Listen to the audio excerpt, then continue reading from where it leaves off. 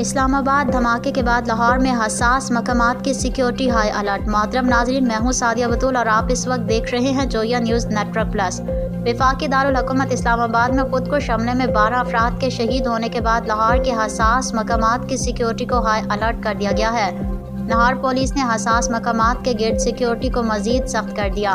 اسلام آباد واقعے کے بعد شہر کے تمام داخلی و خارجی راستوں پر ناکہ بندی میں مزید سختی کر دی گئی ہے۔ D I G operation Lahore Faisalabad Kamran نے بتایا کہ لاہور پولیس شہریوں کے جان و مال کے تحفظ کے لیے مکمل الرٹ ہے۔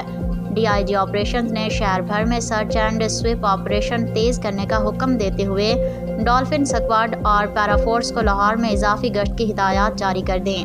فیصل کامران نے فیلڈ ٹیموں کو پارکنگ پوائنٹس پر گاڑیوں کی سخت چیکنگ یقینی بنانے اور مشکوک افراد و مشکوک گاڑیوں کے بغیر شناخت داخلے پر زیرو ٹالرنس یقینی بنانے کا حکم دیا ہے۔